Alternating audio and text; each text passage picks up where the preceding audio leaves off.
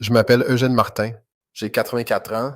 Et la chose que personne ne m'a dite sur la vieillesse, la chose que j'ai dû apprendre à mes dépens dans une cuisine à 2 heures du matin devant une tasse de café déjà froide, c'est que la majeure partie de ce que vous portez encore, vous l'avez déjà payé il y a longtemps. C'est juste que vous ne l'avez jamais posé. J'ai grandi dans une maison où l'on ne posait pas les choses. Mon père, Samuel Martin, disait souvent, pas tout le temps, mais quand il parlait, on l'écoutait. Il disait, un homme qui lâche prise est un homme qui abandonne. Il y croyait.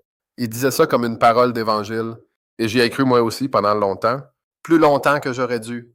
Il y a un matin particulier dont je me souviens encore. J'avais peut-être 53, 54 ans.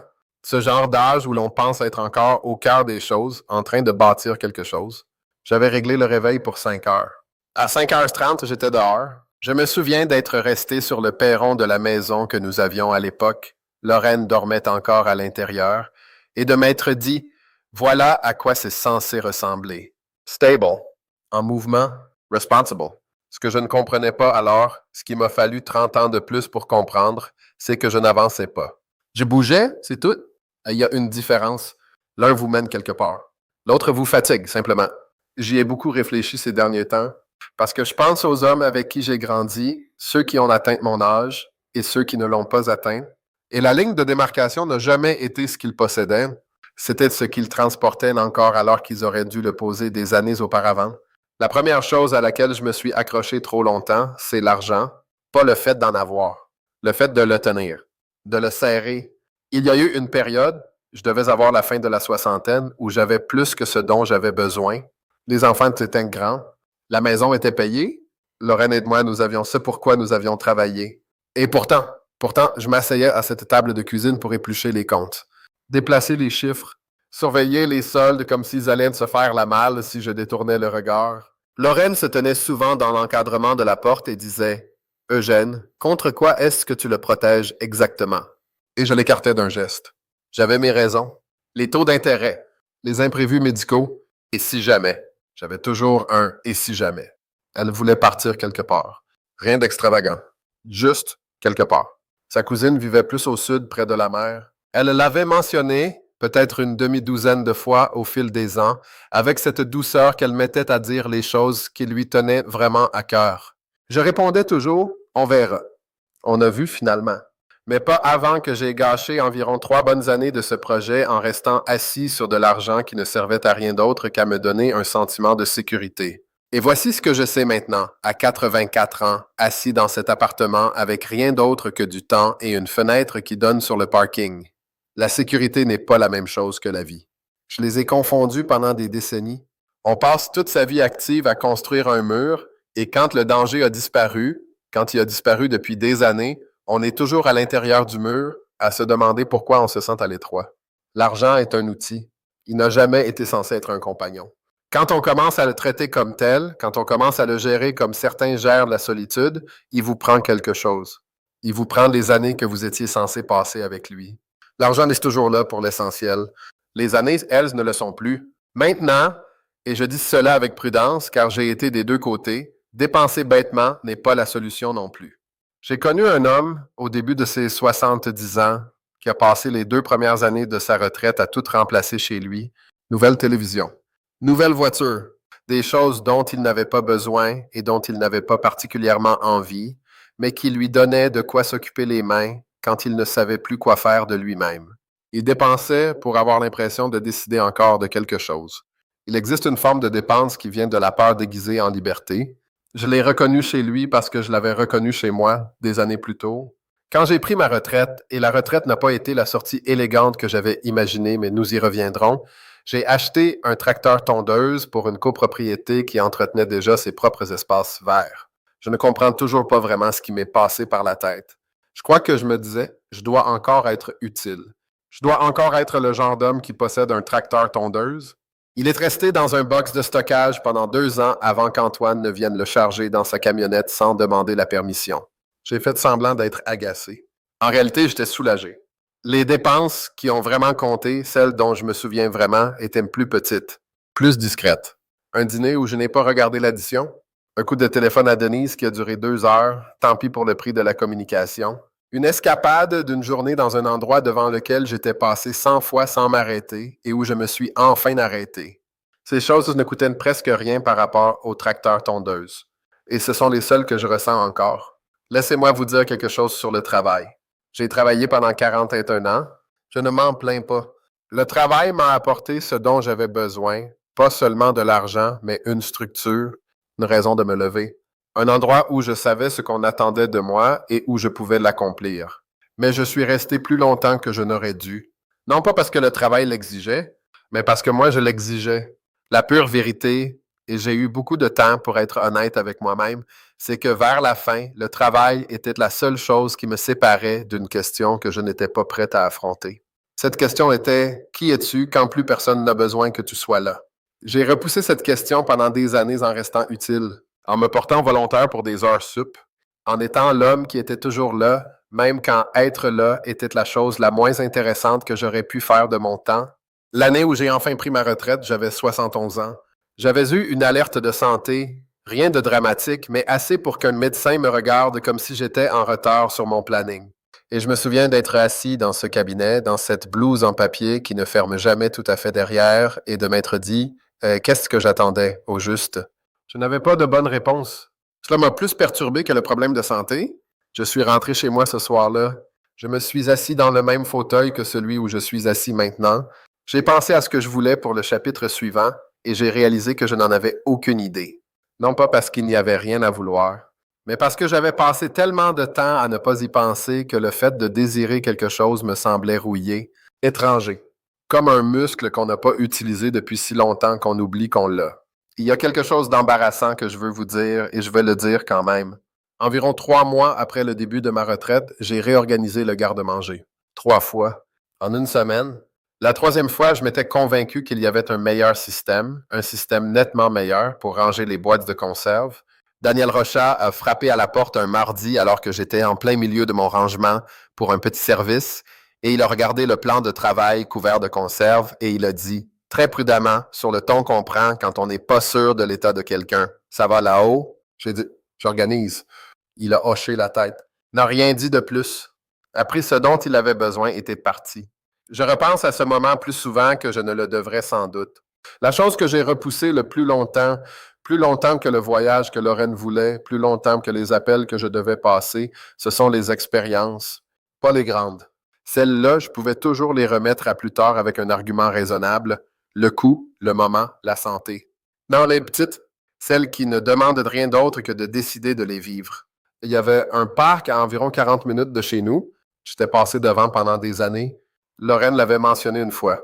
J'avais dit, un jour, la même réponse que d'habitude. Elle est partie lors de ma 77e année. Je suis allé dans ce parc environ 6 mois plus tard, seul. Je me suis assis sur un banc pendant environ 1 heure. J'ai regardé l'eau. C'était juste un parc. Juste de l'eau, des arbres et quelques canards qui se chamaillaient pour un rien sur le bord.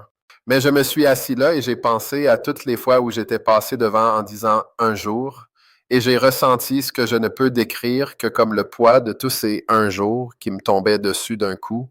Pas de la tristesse, pas exactement. Quelque chose de plus silencieux que la tristesse. Plus proche d'un bilan. On ne peut pas revenir en arrière pour faire la chose. On peut seulement aller de l'avant et ne pas commettre la même erreur. Alors j'ai commencé à y aller. Pas de façon spectaculaire. Pas dans une grande aventure de retraité que les gens postent sur Internet. Juste y aller. M'arrêter là où je passais avant de s'en m'arrêter. M'asseoir là où je restais debout. Rester un peu plus longtemps que je ne le pensais nécessaire. Lucas Rochet m'a demandé une fois, un de ces samedis où il monte avec Daniel, quel était le plus bel endroit où j'étais allé. Il a posé la question comme les enfants demandent les choses, de manière totale, sans filtre. J'y ai réfléchi plus longtemps qu'il ne s'y attendait probablement. J'ai dit un parc où j'aurais dû aller plus tôt. Il a réfléchi une seconde puis est passé à autre chose, mais je suis resté avec cette pensée. Je ne prétendrai pas que j'ai pris soin de moi comme j'aurais dû le faire. Il y a une obstination particulière qui grandit chez les hommes de ma génération vis-à-vis de la santé. Ce n'est pas de la bêtise. C'est quelque chose qui ressemble à de l'orgueil déguisé en robustesse. On ignore les choses parce que les ignorer signifie qu'elles ne sont pas réelles. On repousse les rendez-vous parce qu'aller au rendez-vous, c'est admettre que quelque chose pourrait ne pas aller. Et admettre que quelque chose ne va pas ressembler, d'une certaine manière, à de la faiblesse. Mon père, Samuel Martin, n'est jamais allé chez le médecin de son plein gré. Il y allait quand ma mère l'y forçait, ce qui arrivait plus souvent qu'il ne l'a jamais reconnu, et il restait dans la salle d'attente comme un homme retenu contre son gré. Ensuite, il prenait l'ordonnance et ne l'honorait jamais à la pharmacie. J'ai appris de cela. Malheureusement, dans la cinquantaine, il y avait des choses que j'aurais dû dépister plus tôt. Dans la soixantaine, des choses que j'ai aggravées en attendant. À 70 ans, dès mon corps a commencé à m'envoyer les factures de tout ce que j'avais différé. La chose que j'aurais aimé que quelqu'un me dise, la chose que je dirais à n'importe quel homme d'environ 60 ans qui pense encore fonctionner comme à 40, c'est que votre santé n'est pas un acquis. C'est une pratique, c'est quelque chose dont on s'occupe, lentement, sans éclat, sans que personne ne vous applaudisse. Une marche que vous faites non pas parce que vous en avez envie, mais parce que vous savez ce qui se passe si vous vous arrêtez. Un repas que vous préparez mieux parce que votre moi de demain mérite cet effort. Un coup de téléphone au médecin que vous repoussez depuis février. Ce n'est pas de la faiblesse. C'est le contraire de la faiblesse. Il existe une version de moi qui prend mieux soin de lui à 55, 60, 65 ans. Cette version-là bouge encore mieux que moi aujourd'hui. Elle se réveille encore sans les négociations particulières que mon corps exige avant d'accepter de coopérer avec le matin. Je ne peux plus être cette version. Mais vous avez peut-être encore le temps d'être la vôtre. La dernière chose dont je veux parler est celle que j'ai mis le plus de temps à nommer. J'ai passé la majeure partie de ma vie d'adulte à me soucier de ce que les gens pensaient de moi, pas d'une manière superficielle, d'une manière dure, structurelle, comme un bâtiment se soucie des fondations sur lesquelles il repose. Ma réputation n'était pas de la vanité, c'était de la survie. Ou du moins, c'est ainsi que je l'ai compris pendant très longtemps. Mon père était clair là-dessus sans le dire directement. La façon dont nous étions vus était de la façon dont nous étions protégés. L'embarras était un danger. L'image était une armure. On ne donnait pas aux gens de raison de vous diminuer parce que la diminution vous coûtait des choses que vous ne pouviez pas toujours récupérer. J'ai vécu selon ce principe, la plupart du temps sans le remettre en question. Et puis, au début de la soixante-dizaine, j'ai commencé à en ressentir le poids, cette calibration constante. Qui était dans la pièce et ce qu'il penserait si je disais ceci, ou si je ne faisais pas cela, ou si je me présentais d'une façon plutôt qu'une autre. C'était épuisant d'une manière que je n'avais jamais pu admettre, car admettre l'épuisement faisait aussi partie des choses qu'on ne faisait pas. Il y a eu un petit moment, rien de grandiose. J'étais à une réunion de famille, un truc organisé par Marc, le genre avec beaucoup de monde, beaucoup de bruit et des enfants qui courent partout comme s'ils essayaient de s'échapper. Quelqu'un m'a demandé comment j'allais, pas une question intime, le genre de question à laquelle on répond machinalement, et j'ai failli lui répondre ben, mais j'étais fatigué. J'étais sincèrement, spécifiquement fatigué, et la fête était trop bruyante, et j'étais là depuis 2 heures de plus que je ne le voulais, et j'avais 73 ans. Alors, au lieu de ça, j'ai dit, je vais y aller, mais je suis content d'être venu. Personne ne s'est évanoui. Personne ne m'a retiré son respect. La fête a continué sans moi, comme le font les fêtes. Là, je suis rentré chez moi. Je me suis assis dans ce fauteuil et j'ai ressenti quelque chose que je n'ai pas pu nommer immédiatement. C'était du soulagement. Un simple soulagement. Le soulagement de dire une petite vérité au lieu d'un mensonge confortable.